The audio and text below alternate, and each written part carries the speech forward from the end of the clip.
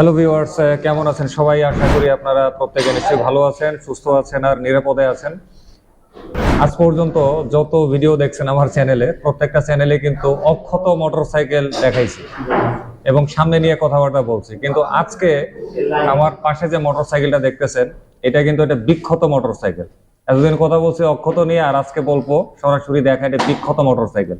এবং এই বিক্ষত মোটরসাইকেল হবার পেছনের যে ঘটনাটা সেটা খুবই মর্মান্তিক এবং খুবই দুঃখজনক, যেটা আসলে ভাষায় প্রকাশ করার মতো না। এবং এখান থেকে কিন্তু অনেক ধরনের মেসেজ নেয়ার আছে আমাদের, বিশেষ করে আমরা যারা মোটরসাইকেল রাইড করি।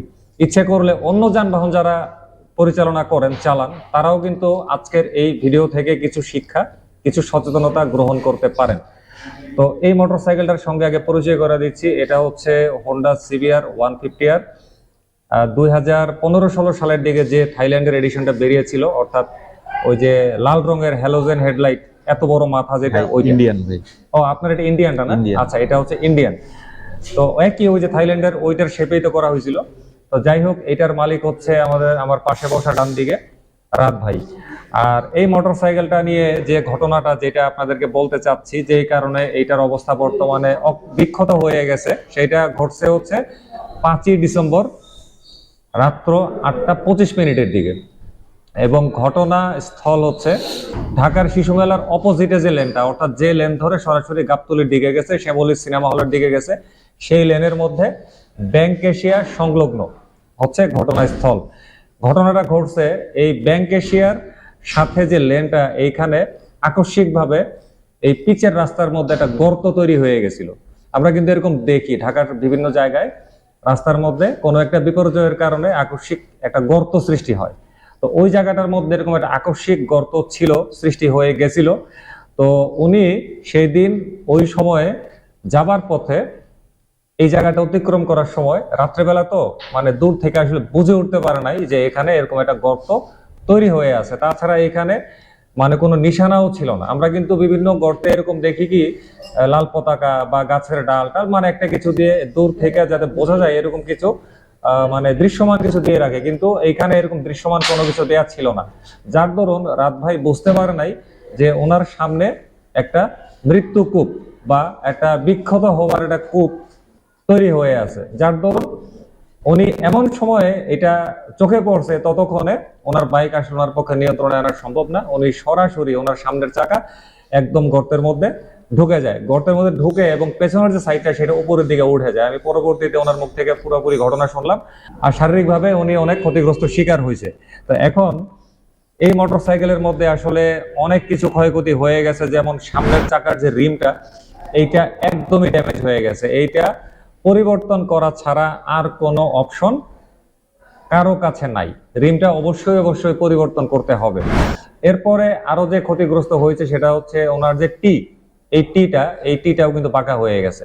তারপরে এই যে সামনের যে টেলিস্কোপিক ফর্ক সাসপেনশনটা, এই দুটোর মধ্যেও কিন্তু হালকা হালকা টাল বা পাকার একটা ইয়ে দেখা যাচ্ছে আর কি, ভাব দেখা যাচ্ছে। তারপরে হচ্ছে ওনার যে নম্বর প্লেটও কিন্তু ক্ষতিগ্রস্ত হয়েছে। তাছাড়া নম্বর প্লেটের উপরে একটা যে বাতি থাকে, যেটা নম্বর প্লেটটাকে ভিজিবল করে রাত্রেবেলা, ওইটাও কিন্তু ভেঙে একদম পুরো চুরমার হয়ে গেছে। তারপরে ওনার যে হেডলাইটটা আমার পাশেই আছে, হেডলাইটটা আমি একটু আনি। এটা হচ্ছে হেডলাইটটা। এই হেডলাইটের এই ফেয়ারিং, এইটাও কিন্তু বেশ ভালো রকমের ক্ষতিগ্রস্ত হয়েছে। এই যে এদিকে ছুটে টুটে গেছে। অর্থাৎ এইটা ঘটনাস্থলে ওনার মুখ থেকে আমি যা শুনছি, মানে খুলে রাস্তায় পড়ে যায় অবস্থা, এমন অবস্থায় চলে আসছিল। তারপরে ওনার যে স্পিডোমিটারটা, লুকিং গ্লাসটাকেও আনি। এই হচ্ছে স্পিডোমিটারটা, এইটাও কিন্তু মানে রাস্তার মধ্যে এটা পজিশনের বাইরে চলে গেছিল। তো তারপরে হচ্ছে ওনার যে লুকিং গ্লাসটাও কিন্তু খুবই ক্ষতিগ্রস্ত হয়েছে, দুইটাই।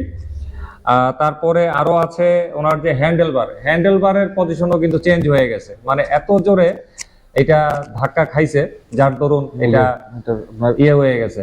তারপরে যে লুকিং গ্লাসটার এই জায়গাটা যদি একটু দেখাই, মানে গর্তের মধ্যে যে পড়ছে, ওইখানের যে ঘষা লাগছে, এই ঘষায় চিন্তা করেন কত ডিপ স্পট পড়ে গেছে। তার মানে একটু হইলেও বোঝা যায় যে কতটা একটা ঝড় গেছিল সেদিন ওনার বাইকের উপর দিয়ে এবং ওনার শরীরের উপর দিয়ে।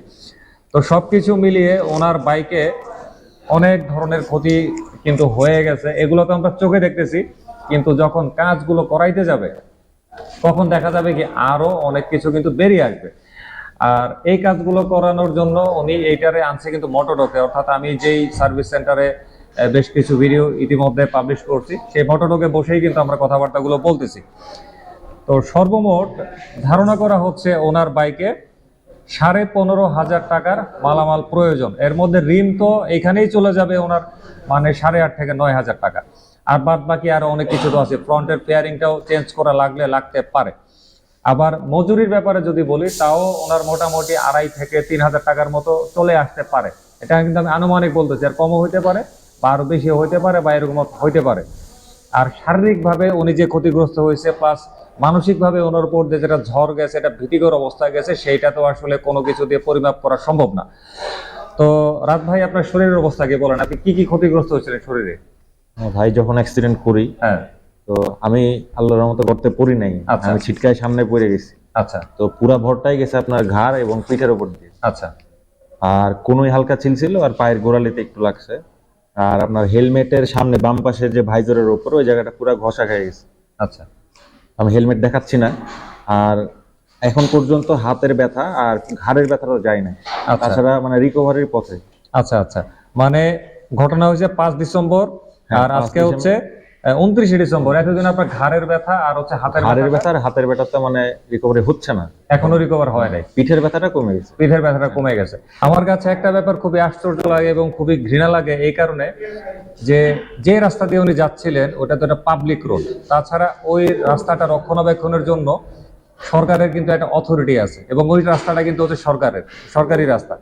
তো ওইটা রক্ষণাবেক্ষণের জন্য কিন্তু একটা অথরিটি আছে, তাই না? হয় সিটি কর্পোরেশন বা অন্য কেউ বা ইত্যাদি।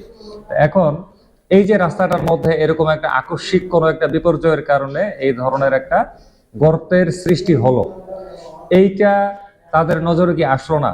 বা এইটাকে একটু চিহ্নিত করা যে ঠিক আছে, আজকে আমরা পারতেছি না, কালকে করব, কিন্তু এই রাস্তায় যারা চলাফেরা করছেন তারা যেন কোনো বিপদের মুখে না পড়ে, সেই জন্য আমরা একটা কিছু দিয়ে চিহ্নিত করে রাখি। এই কাজটাও কি কেউ মানে করার ছিল না? মানে তাহলে আমাদের কর্তৃপক্ষ থেকে লাভ কি? আজকে চিন্তা করেন, ওনার বাইকের যে ক্ষতিটা হয়েছে, উনি যে একটা আর্থিক ক্ষতির শিকার হয়েছেন এবং মানসিক ক্ষতির এবং শারীরিক ক্ষতির যে শিকারটা হয়েছে, এই ক্ষতিপূরণটা আসলে কে দিবে? এটা কিন্তু একটা প্রশ্ন আসে। এই ক্ষতির মানে দায়টা কার? যার দায় তারই কিন্তু হচ্ছে এই ক্ষতিপূরণ দেওয়া, মানে এই ক্ষতিপূরণটা দেওয়া উচিত, বহন করা উচিত। তো আমি মনে করি আসলে এই রাস্তার অথরিটি যারা, তারাই হচ্ছে এই ক্ষতির জন্য দায়ী এবং তাদেরই উচিত তার এই ক্ষতিপূরণটা দেয়া। তো রাত ভাই, বলেন তো আপনার এই ঘটনার পরবর্তী আপনার প্রতিক্রিয়া কি? ভাই প্রতিক্রিয়া বলতে যাচ্ছিলাম যে আমরা যে রাস্তায় চলাচল করি ডেইলি, ইভেন ওটা আমার ভার্সিটি যাওয়ার ডেইলি রাস্তা, আমি রাস্তায় যাতায়াত করি। তো কোনো কারণে আমি মোটরডক থেকে গাড়ি সার্ভিস করার পরে আমি যাচ্ছিলাম বাসার পথে। তো এখন ওইখানে এই ঘটনাটা ঘটে। প্রতিক্রিয়া বলতে কি ভাই, যে এই ঘটনাটা আমার সাথে ঘটলো, আমি যতক্ষণ মানে অ্যাক্সিডেন্টটা করি নাই তার আগ পর্যন্ত কোনো সাইন ছিল না। আমি যখন করি গাড়ি, ইভেন গাড়িটা উঠাবোঝো করতে থেকে, হেল্পটা করতে কেউ আসে নাই, গাড়ি আমি কোনোভাবে তুললাম। তারপরে দেখলাম যে যখন রাস্তার সাইডে যায় দাঁড়ায়, একটা লোক গাছের ডাল ভেঙে গর্তের মধ্যে দিল। আচ্ছা, এটা মানে আগে একটা লোক, মানে একটা লোক, সাধারণ লোক, আমাদের মতো, ইভেন চায়ের দোকানদারও হইতে পারে, রাস্তার পাশে যারা থাকে দেখছে, এসে একটা গাছের ডাল ভেঙে গর্তে দিছে। তো আমি ধরেন রসিকতা করে বলতে গেলে আমি উদ্বোধন করে দিছি জায়গাটা। আচ্ছা, ইভেন আমি আপনাকে বলতে পারি যে আমি রাস্তার সাইডে আসার পর 3টা প্রাইভেট কার পিছনে ধাক্কা খাই, মানে গর্ত দেখে প্রথমে একটা ব্রেক করে, পরে 2টা গাড়ি পিছনে ব্রেক করে ধাক্কা খাইছে। তো এই যে আমি ক্ষতিগ্রস্ত হইলাম, আরো 10 জন তো হইতে পারতো। তো এটার দায়ভার তো ভাই আমার না, আমি অ্যাক্সিডেন্টলি কাজটা ঘটে গেছে আমার কাছে। এখন আমি প্রতিক্রিয়া জানাইতে গেলে কি, আমি একটাই মানে প্রতিক্রিয়া জানাইতে চাই যে এগুলো ভাই প্রতিকার করা উচিত। আমরা জনগণ হিসাবে, বাংলাদেশের নাগরিক হিসাবে এটা আমাদের দাবি ভাই, আমার দাবি, একটা বাইকার হিসাবে আমার দাবি, যেন অন্য কোনো বাইকার এভাবে ক্ষতিগ্রস্ত না হয়। আসলে এখানে তো আমি শুধুমাত্র বাইকারের কথাই বলবো না, এখানে অন্য কোনো যানবাহন আরো ভয়ঙ্কর রকমের ক্ষতির শিকারও কিন্তু হইতে পারতো। তো এখন ভাগ্য ভালো ওনার হাত পা ভাঙে নাই অথবা প্রাণহানি ঘটে নাই, ঘটলে কিন্তু বিষয়টা আরো মানে ভয়ঙ্কর একটা পর্যায়ে চলে যেতে পারতো।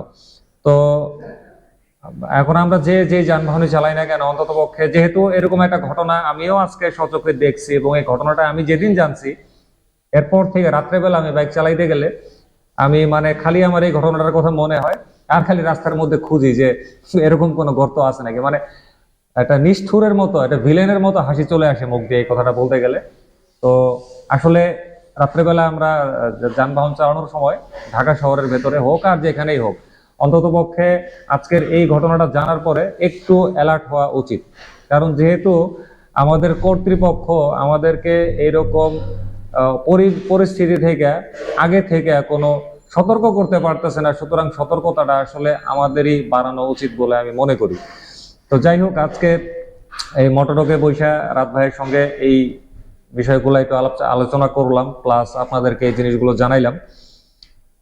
কিছুটা হইলেও ভালো লাগছে। আপনারা যদি আরো সচেতন হন এবং এই ঘটনাগুলো যদি ঠেকানো যায়, তাহলে আমার মনে হয় যে আজকের এই কন্টেন্ট প্রস্তুত করাটা সার্থক হবে। তো যাই হোক, আজকের কথাবার্তা এখানে শেষ করে দিচ্ছি। সামনে আবারও কথা হবে অন্য কোনো দিন, অন্য কোনো বিষয়। তো সবাই সাবধানে থাকবেন, সাবধানে বাইক রাইড করবেন, আর মোটরসাইকেল চালানোর সময় অবশ্যই ফুল ফেস সার্টিফাইড হেলমেট ব্যবহার করবেন। খোদা হাফেজ।